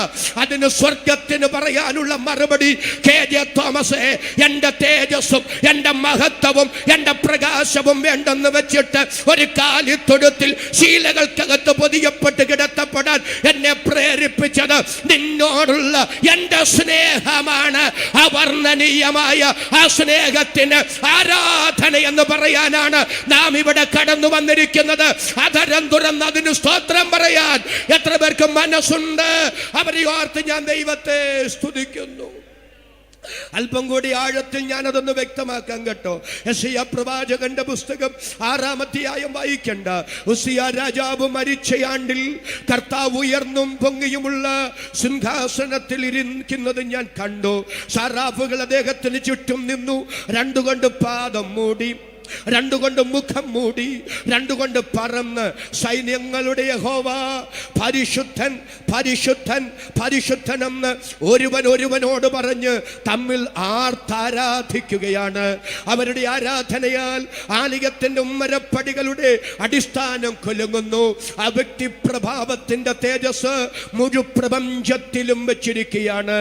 2 കൊണ്ട് പാദം മൂടി, 2 കൊണ്ട് മുഖം മൂടി, 2 കൊണ്ട് പറന്ന് സൈന്യങ്ങളുടെ യഹോവ പരിശുദ്ധൻ പരിശുദ്ധൻ പരിശുദ്ധൻ എന്ന് ആ സറാഫുകൾ ഇടതടവില്ലാതെ ആരാധിക്കുന്ന, മുഴുപ്രപഞ്ചത്തിലും തന്റെ മഹത്വം വെച്ചിരിക്കുന്ന ആ വ്യക്തിപ്രഭാവം ആരാണ്? വിശുദ്ധ യോഹന്നാന്റെ സുവിശേഷം 12-ാം അധ്യായം 41-ാമത്തെ വാക്യം. വിശുദ്ധ യോഹന്നാന്റെ സുവിശേഷം 12-ാം അധ്യായം 41-ാമത്തെ വാക്യം. യെശയ്യാവ് അവന്റെ തേജസ് കണ്ട്, ശ്രദ്ധിക്കുക, യെശയ്യാവ് അവന്റെ തേജസ് കണ്ടു. അവനെ കുറിച്ച് സംസാരിച്ചു. എത്ര പേർക്ക് ഞാൻ ഈ പറയുന്നത് തിരിയുന്നുണ്ട്? യെശയ്യാവ് അദ്ദേഹത്തിന്റെ തേജസ് കണ്ടു, അദ്ദേഹത്തെ കുറിച്ച് സംസാരിച്ചു. ആരുടെ തേജസ് കണ്ടു? എപ്പോൾ കണ്ടു? ഉസിയ രാജാവ് മരിച്ചയാണ്ടിൽ സാറാഫുകൾ രണ്ടുകൊണ്ട് പാദം മൂടി, രണ്ടുകൊണ്ട് മുഖം മൂടി, രണ്ടുകൊണ്ട് പറന്ന് സൈന്യങ്ങളുടെ യഹോവ പരിശുദ്ധൻ പരിശുദ്ധൻ പരിശുദ്ധനെന്ന് തമ്മിൽ തമ്മിൽ ആർത്തു പറഞ്ഞ് ആരാധിച്ച ആ ഉയർന്നും പൊങ്ങിയുമുള്ള സിംഹാസനത്തിലിരുന്ന് മുഴുപ്രപഞ്ചത്തിലും തന്റെ തേജസ് വെച്ച മഹാദൈവം അതിന്നു രാത്രി സ്തോത്രം ചെയ്ത് ആരാധിക്കുന്ന നമ്മുടെ വാഴ്ത്തപ്പെട്ട കർത്താവാണ്. അതാണ് യോഹന്നാൻ പറയുന്നത്. യെശയ്യാവ് അദ്ദേഹത്തിന്റെ തേജസ് കണ്ടു. ഇന്ന് രാത്രി യേശു കർത്താവിനോട് ചോദിക്കാം, ഉയർന്നും പൊങ്ങിയുമുള്ള സിംഹാസനത്തിലിരുന്ന് അനന്തകോടി ദൂതന്മാർ ഇടതടവില്ലാതെ പരിശുദ്ധൻ പരിശുദ്ധൻ പരിശുദ്ധൻ എന്ന് പറഞ്ഞ് ആർത്താരാധിച്ച കർത്താവേ, അനന്തകോടി ദൂതന്മാരെയും അവരുടെ ആരാധനയെയും ഉയർന്നും പൊങ്ങിയുമുള്ള അങ്ങയുടെ സിംഹാസനത്തെയും വേണ്ടെന്ന് വെച്ചിട്ട് ഒരു കാലിത്തൊഴുത്തിൽ ശീലകൾക്കകത്ത് പൊതിയപ്പെട്ട് കിടത്തപ്പെടാൻ അങ്ങയെ പ്രേരിപ്പിച്ച പ്രേരക ഘടകം എന്താണ്? അതിന് യേശുവിന് പറയാനുള്ള മറുപടി, KJ തോമസേ, അനന്തകോടി ദൂതന്മാരെയും അവരുടെ ആരാധനയെയും ഉയർന്നും പൊങ്ങിയുമുള്ള എന്റെ സിംഹാസനത്തെയും എന്തിനേറെ പറയുന്നു, സ്വർഗത്തെ പോലും വേണ്ടെന്ന് വെച്ചിട്ട് ഒരു കാലിത്തൊഴുത്തിൽ ശീലകൾക്കകത്ത് പൊതിയപ്പെട്ട് കിടത്തപ്പെടാൻ എന്നെ പ്രേരിപ്പിച്ച പ്രേരക ശക്തി നിന്നോടുള്ള എന്റെ സ്നേഹമാണ്. അവർണ്ണനീയമായ ആ സ്നേഹത്തിന് ആരാധന എന്ന് പറയാൻ ഇന്ന് രാത്രി മനസ്സുള്ള എത്ര പേരിവിടെയുണ്ട്? അവർക്കായി ഞാൻ ദൈവത്തെ സ്തുതിക്കുന്നു.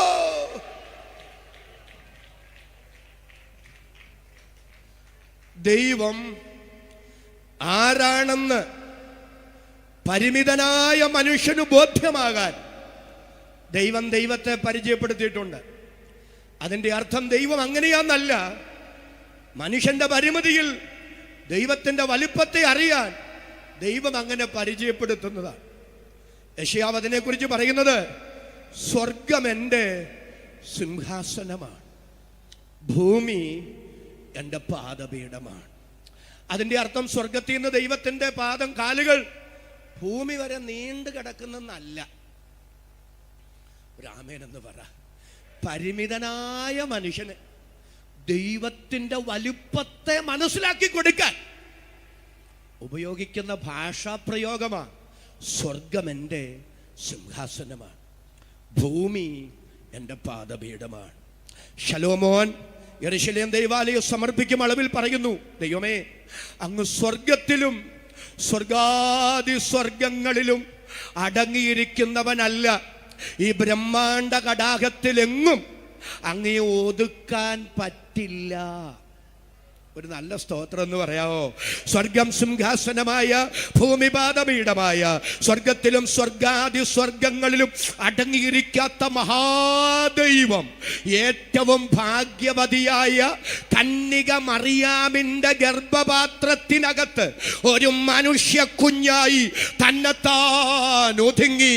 ഇന്ന് രാത്രി നമുക്ക് ചോദിക്കാം, ഈ അഖിലാണ്ട കടാകത്തിന്റെ ഉടയവനെ, സകലത്തിന്റെയും സൃഷ്ടാവേ, സ്വർഗത്തിൽ സ്വർഗാദി സ്വർഗത്തിലും അടങ്ങിയിരിക്കാത്ത സ്വർഗം സിംഹാസനവും ഭൂമി പാദപീഠവുമായ മഹാദൈവമേ, ഏറ്റവും ഭാഗ്യവതിയായ കന്യക മറിയാമിന്റെ ഗർഭപാത്രത്തിനകത്ത് ഒരു മനുഷ്യ കുഞ്ഞായി എങ്ങനെ ഒതുങ്ങാൻ അങ്ങേ കൊണ്ട് കഴിഞ്ഞു? അതിനുള്ള മറുപടി, ഈ അഖിലാണ്ട കടാകത്തിലെങ്ങും ഒതുങ്ങാത്ത ഞാൻ ഏറ്റവും ഭാഗ്യവതിയായ കന്യക മറിയാമിന്റെ ഗർഭപാത്രത്തിനകത്ത് ഒരു മനുഷ്യ കുഞ്ഞായി ഒതുങ്ങിയത് മാനവവർഗത്തോടുള്ള എന്റെ സ്നേഹമാണ്. അവർണ്ണനീയമായ ആ സ്നേഹത്തിന് സ്തോത്രമെന്ന് പറയാൻ മനസ്സുള്ള ദൈവമക്കളുടെ കരം ഞാൻ ഒന്നുകൂടെ കാണട്ടെ. ആ കരവും ശബ്ദവും ഉയർത്തി ദൈവത്തിന് സ്തോത്രം ചെയ്യാം. ദൈവത്തിന് മനുഷ്യനോടുള്ള സ്നേഹം വെളിപ്പെടുത്തിയ ഒന്നാമത്തെ മേഖല യേശുക്രിസ്തുവിന്റെ മനുഷ്യ ജന്മമാണ്. എല്ലാ കരങ്ങളും ഉയർത്തിപ്പിടിച്ച് എന്നിട്ട് നന്ദിയോടെ പറഞ്ഞ്, സ്വർഗം മഹിമകളെ വെടിഞ്ഞ് എനിക്ക് വേണ്ടി മനുഷ്യനായി മണ്ണിൽ വരാൻ അങ്ങനോട് കാണിച്ച സ്നേഹത്തിന് നന്ദി.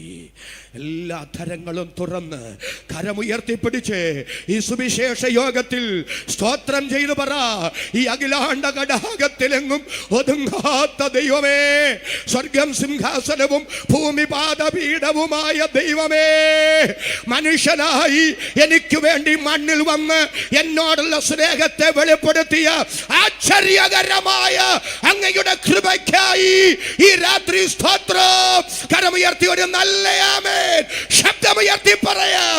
അവർണ്ണനീയ ദൈവ സ്നേഹത്തിനായി ഞാൻ ദൈവത്തെ സ്തുതിക്കുന്നു. ദൈവത്തിന് മനുഷ്യനോടുള്ള സ്നേഹം ദൈവം വെളിപ്പെടുത്തിയ രണ്ടാമത്തെ മേഖല യേശു ക്രിസ്തുവിന്റെ ക്രൂശും മരണമാണ്. റോമാലേഖനം 5-ാം അധ്യായം 7-8 വാക്യങ്ങൾ. റോമാലേഖനം 5-ാം അധ്യായം 7-8. നീതിമാനു വേണ്ടി ആരെങ്കിലും മരിക്കുന്നത് ദുർലഭം, ഗുണവാനു വേണ്ടി പക്ഷേ മരിപ്പാൻ തുനിയുമായിരിക്കും. ക്രിസ്തുവോ നാം പാപികളായിരിക്കുമ്പോൾ തന്നെ നമുക്ക് വേണ്ടി മരിക്കയാൽ ദൈവം തനിക്ക് നമ്മളോടുള്ള സ്നേഹത്തെ പ്രദർശിപ്പിക്കുന്നു. എത്ര പേർക്ക് ആദരങ്ങൾ തുടർന്ന് നന്ദിയോടെ സ്തോത്രം ചെയ്യാൻ കഴിയും? ആ പ്രയോഗം നിങ്ങൾ കണ്ടോ? നീതിമാനു വേണ്ടി ആരെങ്കിലും മരിക്കുന്നത് ദുർലഭം, ഗുണവാനു വേണ്ടി പക്ഷേ മരിക്കാൻ തുനിയുമായിരിക്കും. ഞാൻ വ്യക്തമാക്കി തരാം. നീതിമാന് വേണ്ടി ആരും മരിക്കുകയില്ല. അതെന്നാ നീതിമാന് വേണ്ടി ആരും മരിക്കാത്ത? നീതിമാനെ ആർക്കും ഇഷ്ടമല്ല. നേരെ വാ നേരെ പോ എന്നുള്ളവരോട് ആർക്കും താല്പര്യമില്ല. നമ്മൾ പറയും നീതി നടപ്പാക്കണം, നീതി നടപ്പാക്കണം എന്ന് പറയും. പക്ഷെ നമ്മുടെ കാര്യം വരുമ്പോൾ നമുക്ക് വളഞ്ഞു തരികയും വരണം. നീതി നടപ്പാക്കണം, പക്ഷെ നമ്മുടെ കാര്യം വരുമ്പോൾ നമ്മുടെ ഇഷ്ടത്തിന് വളയുകയും ചെയ്യണം. അപ്പൊ അങ്ങനെ നമ്മുടെ ഇഷ്ടത്തിന് വളയാത്ത നീതിമാന്മാർക്ക് പൊതുസമൂഹം ഒരു പേര് കൊടുത്തിട്ടുണ്ട്, ദുർഗുണൻ. നീതിമാന് വേണ്ടി ആരും മരിക്കുകയില്ല, കാരണം നീതിമാനെ ആർക്കും ഇഷ്ടമല്ല. 2, ഗുണവാനു വേണ്ടി പക്ഷേ മരിക്കാൻ തുനിയുമായിരിക്കും. അർത്ഥം എന്താ? ഞാനിവിടെ വന്നു ചെങ്ങന്നൂർ പ്രസംഗിക്കാം. ഉദാഹരണം പറയുകയാണെങ്കിൽ എനിക്ക് ലൈവ് ഉള്ളത് കൊണ്ട് പേടിയാണ്, കാരണം സന്ദർഭത്തിൽ നിന്ന് കാര്യങ്ങൾ അടർത്തി മാറ്റി. അതുകൊണ്ട് ഞാൻ ചെങ്ങന്നൂർ പ്രസംഗിക്കാൻ വന്നു. ഒരാളെന്നോട് പറയാം, KJ തോമസ് വാസ്തവ ദീർഘദൂര യാത്രയൊക്കെ ചെയ്ത് വന്നല്ലേ, അടുത്ത ബുധനാഴ്ചയ്ക്ക് മുമ്പേ ഞാൻ താങ്കൾക്ക് 1 ലക്ഷം രൂപ ഗിഫ്റ്റ് തരാൻ പോകും. നിങ്ങൾക്ക് തോന്നുന്നുണ്ടോ ഞാൻ ഗുണവാനെ വെറുതെ വിടുമെന്ന്? യോഗം കഴിഞ്ഞാലും ഞാൻ ഗുണവാനെ വെറുതെ വിട്ടുക. തട്ടിയും മുട്ടിയും പറ്റിയും തട്ടിയും ഞാൻ ഗുണവാന്റെ കൂടെ അച്ചായോ പൊന്നച്ചായോ എന്നും പറഞ്ഞു നടക്കും. അങ്ങനെ ഞാൻ അദ്ദേഹത്തെ തട്ടി മുട്ടി നടക്കുമ്പോഴാണ് ആ റോഡിൽ ഇറങ്ങി ഞങ്ങൾ രണ്ടുകൂടെ നിൽക്കുമ്പോൾ നാട്ടുകാർ ചിലർ അങ്ങേരെ എടുത്തിട്ട് തല്ലുക. ഞാൻ ഉടനെ കയ്യും കൂപ്പി വക്കാലത്തിന് ചെല്ലും, തല്ലല്ലേ കൊല്ലല്ലേ. യച്ചാനെ തന്നെ ഉപദ്രവിക്കാനാണോ നിങ്ങൾ വന്നത്? ആള് മാറിയതാണ്. ഒന്നുകൂടൊന്ന് നോക്കിക്കേ, തല്ലല്ലേ കൊല്ലല്ലേ എന്ന് പറഞ്ഞ് ഞാൻ വക്കാലത്തിന് ചെല്ലുന്നത് അമ്പമ്പോ അങ്ങേരോട് സ്നേഹമുള്ളത് കൊണ്ടല്ല. അടുത്ത ബുധനാഴ്ചയ്ക്ക് മുമ്പ് അങ്ങേരെ ആരെങ്കിലും തല്ലിക്കൊന്നാൽ എനിക്ക് കിട്ടേണ്ട 1 ലക്ഷം കിട്ടുകയില്ല. നേരെ മറിച്ച് ആ ഓഫർ എനിക്ക് അദ്ദേഹം തന്നില്ലായിരുന്നെങ്കിൽ നിങ്ങൾ തല്ലുവോ കൊല്ലുവോ അദ്ദേഹവും നിങ്ങളും തമ്മിലുള്ള കാര്യം. ഞാൻ കുമ്മളിയിൽ നിന്ന് വന്നതാ, എനിക്കും എൻ്റെ വണ്ടിക്ക് ഒരു പരുക്കോ ഉണ്ടാകാതെ ഞാൻ വീട്ടിൽ പോകും. അപ്പം ഞാൻ പറഞ്ഞ് മനസ്സിലാകുന്നുണ്ടോ? നീതിമാന് വേണ്ടി ആരെങ്കിലും മരിക്കുന്നത് ദുർലഭം, ഗുണവാനു വേണ്ടി പക്ഷേ മരിക്കാൻ തുനിയുമായിരിക്കും. അവനോടുള്ള സ്നേഹം കൊണ്ടല്ല കിട്ടപ്പോരോർത്ത. പക്ഷേ തിരുവഴുത്ത് പറയുന്നു, മാനവവർഗം ഗുണവാന്മാരായതുകൊണ്ടല്ല, നീതിമാന്മാരായതുകൊണ്ടുമല്ല. നീതിമാനാരുമില്ല, ഒരുത്തൻ പോലുമില്ല. ദൈവമുമ്പാകെ ഇന്ന ഗുണം എനിക്കുണ്ട്, അതുകൊണ്ട് എന്നെ സ്നേഹിക്കണമെന്നും എന്നെ അംഗീകരിക്കണമെന്നും നമുക്ക് പറയാനൊന്നും ഉണ്ടായിരുന്നില്ല. മാനവവർഗം ഗുണവാന്മാരായിരുന്നില്ല, മാനവവർഗം നീതിമാന്മാരായിരുന്നില്ല. എന്നാൽ നീതിമാന്മാരല്ലാതിരിക്കെ, ഗുണഗണങ്ങളൊന്നും പറയാനില്ലാതിരിക്കെ ക്രിസ്തു നമുക്ക് വേണ്ടി ക്രൂശിൽ മരിക്കയാൽ എത്ര പേർക്ക് അധരങ്ങൾ തുറന്ന് ദൈവത്തിന് സ്തോത്രം ചെയ്യാൻ കഴിയും. മാനവവർഗത്തോട് ദൈവത്തിനുള്ള സ്നേഹം എൻ്റെ ദൈവം വെളിപ്പെടുത്തി. അവിടെ അധിക നേരം ഇന്ന് രാത്രി നിൽക്കാൻ ഞാൻ ആഗ്രഹിക്കുന്നില്ല. നിങ്ങൾ എൻ്റെ കൂടെ ക്രൂശിന് ചുവട്ടിലേക്കൊന്ന് വരാമോ? തലയിൽ മുൾക്കിരീടം ചൂടപ്പെട്ട്, കണ്ണുകെട്ടി തല്ലപ്പെട്ട്, പുറമുഴുച്ചാല് പോലെ അടിച്ചു കീറപ്പെട്ട്, ഭാരമേറിയ മരക്കുരിശും ചുമലിലെന്തി യെരൂശലേം തെരുവീതിയിലൂടെ നടന്നു നീങ്ങി അവസാനം തലയോടിടമെന്ന ഗോൽഗൊത്ത മലയുടെ മുകളിൽ ഇരുകള്ളന്മാരുടെ നടുവിൽ ഹല്ലേലൂയ മുൾക്കിരീടം ചൂടിയ തല മറ്റൊരിടത്തും ചായ്ച്ചു വെക്കാൻ ഇടമില്ലാതിരുന്നത് കൊണ്ട് സ്വന്തം തോളോട് ചായ്ച്ചു വെച്ച് എൻ്റെ രക്ഷിതാവ് പ്രാണനെ വെടിയുന്നു. അവസാനം പടയാളി ആ വിലാപ്പുറത്ത് കുത്തുമ്പോൾ രക്തമൊഴുകുവാനില്ലാതിരുന്നിട്ട് വെള്ളമാണ് ഒഴുകിയത്. ക്രൂശിൽ എൻ്റെ രക്ഷിതാവ് നിസ്സഹായനായി കിടക്കുമ്പോൾ വഴി പോകുന്നവരും ക്രൂശിന് ചുവട്ടിൽ നിൽക്കുന്നവരും എൻ്റെ രക്ഷിതാവിൻ്റെ ആത്മാഭിമാനത്തിന് നേരെ വിരൽ തുമ്പുകൾ ചൂണ്ടിക്കൊണ്ട് വിളിച്ചു പറയുന്നു, നീ ദൈവപുത്രനാണെങ്കിൽ ക്രൂശിൽ നിന്നിറങ്ങി വാ, ഞങ്ങൾ നിന്നെ വിശ്വസിക്കാം. എല്ലാ മനുഷ്യർക്കും വലുത് അവരുടെ ആത്മാഭിമാനമാണ്. ആത്മാഭിമാനത്തിന് നേരെ വിരൽ ചൂണ്ടിയാൽ നാം ആരും വകവെച്ചു കൊടുക്കില്ല. ഇന്ന് രാത്രി എൻ്റെ രക്ഷിതാവിൻ്റെ ആത്മാഭിമാനത്തിന് നേരെ അവർ വിമർശനത്തിന്റെ വിരൽ ചൂണ്ടുകയാണ്. നീ ദൈവപുത്രനാണെങ്കിൽ ക്രൂശിൽ നിന്നിറങ്ങി വാ, ഞങ്ങൾ നിന്നെ വിശ്വസിക്കാം. എൻ്റെ പ്രിയപ്പെട്ടവരെ, ആണി ഊരി ക്രൂശിൽ നിന്ന് എൻ്റെ രക്ഷിതാവിന് ഇറങ്ങി വരരുതോ? ഇറങ്ങി വരാം. എൻ്റെ കർത്താവിന് അത് അസാധ്യമല്ല. എന്നിട്ടും എന്തേ? നീ ദൈവപുത്രനാണെങ്കിൽ ക്രൂശിൽ നിന്നിറങ്ങി വന്നാൽ ഞങ്ങൾ നിന്നെ വിശ്വസിക്കാമെന്ന് പറഞ്ഞ് ആത്മാഭിമാനത്തിന് വിലയിടുമ്പോൾ എൻ്റെ രക്ഷിതാവ് ക്രൂശിൽ നിന്നിറങ്ങി വന്നില്ല. വരാഞ്ഞതിൻ്റെ കാരണം ഞാൻ പറയാം. എൻ്റെ രക്ഷിതാവിനെ ക്രൂശോട് ചേർത്ത് നിർത്തിയത് ആമേൻ റോമൻ ആണികളല്ല, പിന്നെ എന്നോടും നിങ്ങളോടുമുള്ള അവർണ്ണനീയമായ സ്നേഹമാണ്.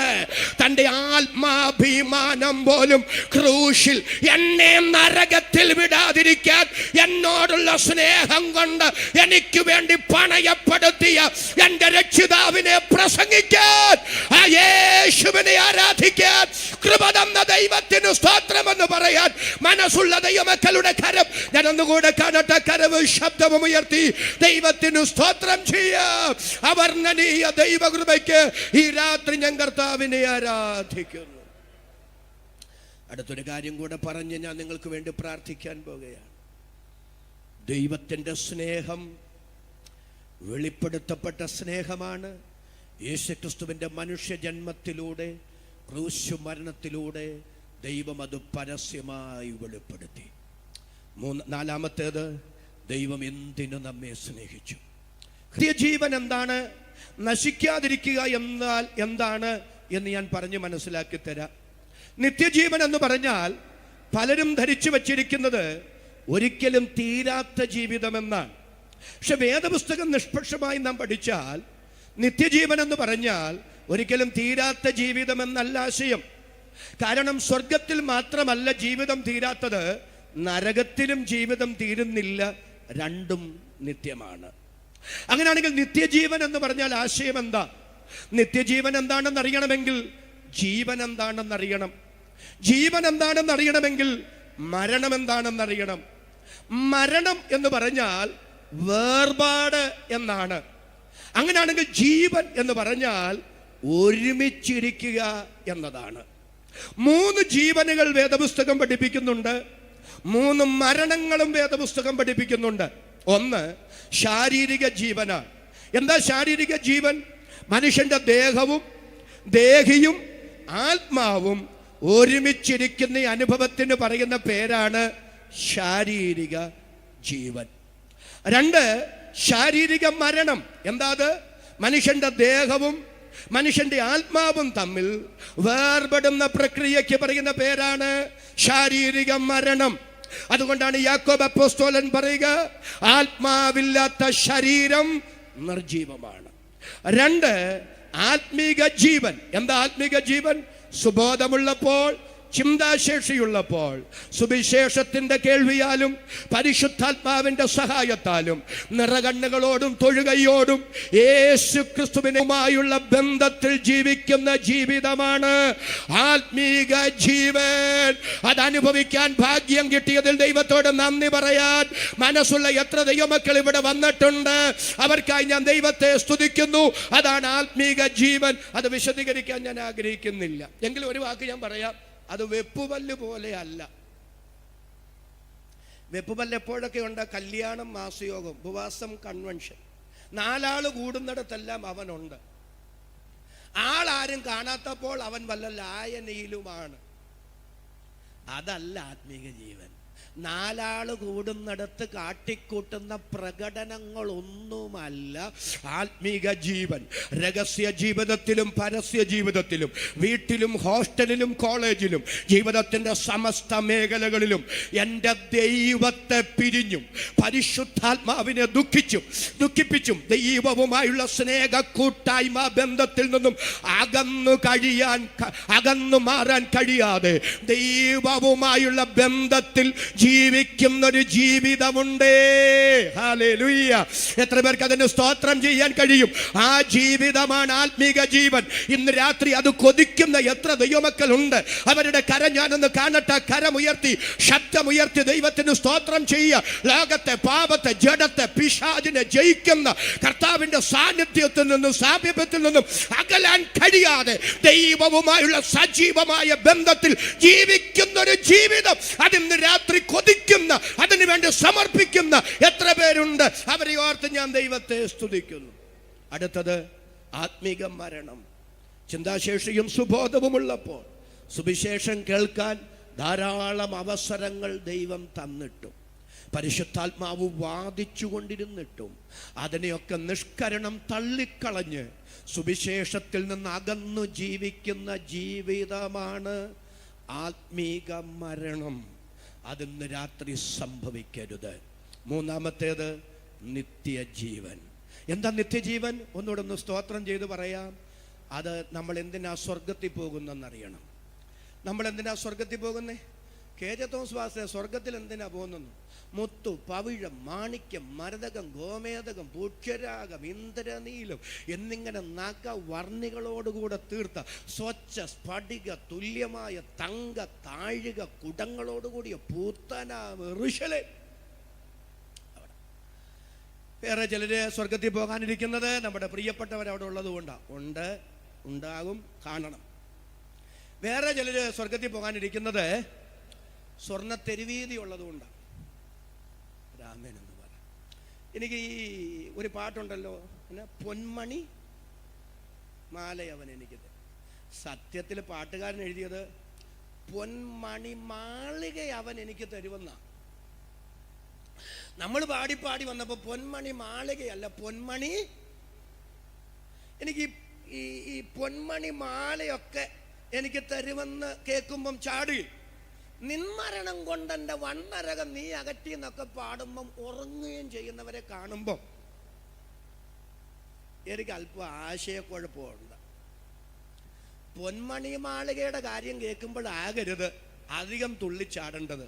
നിന്മരണം കൊണ്ടെൻ്റെ വണ്ണരകം നീ അകറ്റിയെന്ന് പാടുമ്പോൾ തൊഴുകയോടും നിറകണ്ണുകളോടും തുടിക്കുന്ന ഹൃദയത്തോടും വിതുമ്പുന്ന ചുണ്ടുകളോടും എൻ്റെ ദൈവത്തിന് സ്തോത്രം പറയാൻ കഴിയുന്ന ഒരു ആത്മീയതയുണ്ട്.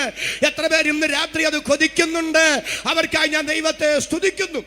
ഇനി വേറെ ചിലർ സ്വർഗത്തിൽ പോകാനിരിക്കുന്നത് സ്വർഗത്തോട് സ്നേഹമുള്ളത് കൊണ്ടല്ല, നരകത്തിൽ പോകാൻ താല്പര്യമില്ലാത്തതുകൊണ്ടാണ്. പക്ഷേ പൗലോസ് മരണാനന്തര ജീവിതത്തെക്കുറിച്ച് എന്താ പറയുന്നത്? പൗലോസ് പറയുന്നു, വിട്ടുപിരിഞ്ഞാൽ, ഒന്ന് സ്തോത്രം ചെയ്തു പറ, വിട്ടുപിരിഞ്ഞാൽ ക്രിസ്തുവിനോട് കൂടെ. സ്വർഗത്തെ സ്വർഗമാക്കുന്നത് അവിടുത്തെ സ്വർണ്ണ തെരുവീഥികളല്ല, പുത്തനാം യെരൂശലേമല്ല, ദൂതന്മാരല്ല, മരിച്ച വിശുദ്ധരുടെ ആത്മാക്കളുമല്ല. സ്വർഗത്തെ സ്വർഗമാക്കുന്നത് യേശുവിൻ്റെ സാന്നിധ്യമാണ്. അങ്ങനെയാണെങ്കിൽ നിത്യജീവൻ എന്ന് പറഞ്ഞാൽ എന്താ? ഇനി ഒരിക്കലും എൻ്റെ ദൈവത്തെ പിരിയാതെ എന്നേക്കും ദൈവത്തോടൊരുമിച്ച് ജീവിക്കുന്ന ജീവിതമാണ് നിത്യജീവൻ. അതു തരാനാ ദൈവം നമ്മെ സ്നേഹിച്ചത്. എന്നോട് ചേർന്ന് ആമേൻ പറയാൻ മനസ്സുള്ള ദൈവമക്കളുടെ കരം ഞാൻ ഒന്നുകൂടെ കാണട്ടെ. കരമുയർത്തി ദൈവത്തിന് സ്തോത്രം ചെയ്യുക. അതാണ് നിത്യജീവൻ. അടുത്തത് ശാരീരിക മരണം, ആത്മിക മരണം. മൂന്നാമത്തേത് നിത്യമരണം. എന്താ നിത്യമരണം? സ്വർഗത്തെ സ്വർഗമാക്കുന്നത് യേശുവിൻ്റെ സാന്നിധ്യമാണെങ്കിൽ, നരകത്തെ നരകമാക്കുന്നത് അവിടുത്തെ പുഴുവല്ല, അവിടുത്തെ കൃമിയല്ല, അവിടുത്തെ തീയല്ല, അതെല്ലാം അവിടെ ഉണ്ട്. പക്ഷെ നരകത്തെ നരകമാക്കുന്നത് യേശുവിൻ്റെ അസാന്നിധ്യമാണ്. വായിക്കാം 2 തെസ്സലോനിക്ക ലേഖനം 1-ാം അധ്യായം 9-10 വാക്യങ്ങൾ. 2 തെസ്സലോനി 1:9-10. ആ നാളിൽ അവൻ തന്റെ വിശുദ്ധന്മാരിൽ മഹത്വപ്പെടേണ്ടതിനും ഞങ്ങളുടെ സാക്ഷ്യം നിങ്ങൾ വിശ്വസിച്ചതുപോലെ വിശ്വസിച്ച എല്ലാവരിലും താൻ അതിശയ വിഷയമാകേണ്ടതിനും വരുമ്പോൾ സുവിശേഷം അനുസരിക്കാത്തവർ കർത്താവിന്റെ സന്നിധാനവും, വായിച്ചോളൂ, സുവിശേഷം അനുസരിക്കാത്തവർ കർത്താവിന്റെ സന്നിധാനവും അവന്റെ വല്ലഭത്വത്തോടു കൂടിയ മഹത്വവും വിട്ടകന്ന് നിത്യനാശമെന്ന നിത്യനാശമെന്ന ശിക്ഷാവിധി അനുഭവിക്കും. നിത്യനാശമെന്നവിടെ പറഞ്ഞിരിക്കുന്നത് നിത്യ നരകത്തെ സംബന്ധിച്ചാണ്. നിത്യജീവൻ എന്ന് പറഞ്ഞാൽ ഇനി ദൈവത്തെ പിരിയാതെ എന്നേക്കും ദൈവത്തോടൊരുമിച്ച് ജീവിക്കുന്ന ജീവിതമാണ്. എന്നാൽ നിത്യനാശം എന്ന് പറഞ്ഞാൽ എന്താ? നിത്യ നരകം എന്ന് പറഞ്ഞാൽ എന്താ? ഇനി ഒരിക്കലും ദൈവത്തോടടുക്കാൻ കഴിയാതെ, ഇനി ഒരിക്കലും ഇവിടെ നിന്നൊരു മടങ്ങി വരവില്ലാതെ, എന്നേക്കും ദൈവത്തിൽ നിന്ന് ഇനി ഒരിക്കലും ഒരു മടങ്ങി വരവില്ലാതെ അകന്നു മാറുന്ന അനുഭവമാണ് നിത്യനാശം. അതാണ് നിത്യ നരകം. ആ നിത്യ നരകത്തിൽ നിപതിക്കാതിരിക്കാനാ ദൈവം തന്റെ പുത്രനെ തന്ന് ലോകത്തെ സ്നേഹിച്ചത്. അത് പറയാനാ ഞങ്ങൾ ഈ യോഗം ഇവിടെ ക്രമീകരിച്ചത്. അതരം തുറന്ന് സ്തോത്രം പറയാൻ മനസ്സുള്ള ദൈവമക്കളുടെ കരം ഞാൻ ഒന്നുകൂടെ കാണട്ടെ. കരവും ശബ്ദവും ഉയർത്തി ദൈവത്തിന് നന്ദി പറയാ. എല്ലാവരും കണ്ണു തുറന്ന് എന്നെ ഒന്ന് നോക്കണം. എന്നിട്ട് ഞാൻ ഈ പറയുന്നത് ഹൃദയത്തിനകത്ത് എഴുതിക്കോണം. നമ്മളൊരു ഗാനം പാടി ആരാധിക്കാൻ പോകാൻ മുമ്പ്, സഹോദരങ്ങളെ, ഒന്നുകിൽ നിത്യ ജീവൻ, അല്ലെങ്കിൽ നിത്യ നരകം. ഒന്ന് സ്വോത്രം പറഞ്ഞേ. ഒന്നുകിൽ നിത്യ ജീവൻ, അല്ലെങ്കിൽ നിത്യനാശം. ഒന്നുകിൽ നിത്യ സ്വർഗം, അല്ലെങ്കിൽ നിത്യ നരകം. ഇതല്ലാതെ ഇതിനിടയ്ക്ക് ഒരിടത്താവളമില്ല. ഒരാമേനൊന്ന് പറയാമോ? ഒന്നുകൊണ്ടൊരു സുവിശേഷകൻ എന്ന നിലയിൽ ഞാൻ വിളിച്ചു പറയുന്നു. ഒന്നുകിൽ നിത്യ ജീവൻ, അല്ലെങ്കിൽ നിത്യനാശം. ഒന്നുകിൽ നിത്യ സ്വർഗം, അല്ലെങ്കിൽ നിത്യ നരകം. ഇതിനിടയ്ക്ക് ഒരിടത്താവളമില്ല. നിത്യ ജീവൻ വേണോ? നിത്യനാശം വേണോ? നിത്യ സ്വർഗം വേണോ? നിത്യ നരകം വേണോ? ഇതിലേതു വേണമെന്ന് തിരഞ്ഞെടുക്കാൻ ഒറ്റ അവസരമേ ഉള്ളൂ. അത് ഈ ഭൂമിയിൽ കണ്ണടയുന്നതിനു മുമ്പ് ദൈവം തന്ന ആയുസ്സിന്റെ സമയമാണ്. ഇന്ന് രാത്രി നിങ്ങൾക്ക് നിത്യജീവൻ തരാൻ, നിത്യ നരകത്തിൽ നിന്ന് നമ്മെ വിടുവിക്കാൻ, വേഷത്തിൽ മനുഷ്യനായി മണ്ണിൽ വന്ന് ക്രൂശിൽ മരിച്ച യേശു കർത്താവിനെ ഞങ്ങൾ ഈ ദേശത്ത് ഉയർത്തുകയാണ്, ഞങ്ങൾ ഈ പന്തലിൽ ഉയർത്തുകയാണ്. കൃപയാൽ അത് തിരിച്ചറിയാൻ ഭാഗ്യം കിട്ടിയതിൽ ദൈവത്തോട് നന്ദിയുള്ള പ്രിയപ്പെട്ടവർ ദൈവസന്നിധിയിൽ ഒന്ന് എഴുന്നേറ്റ് നിൽക്കാം.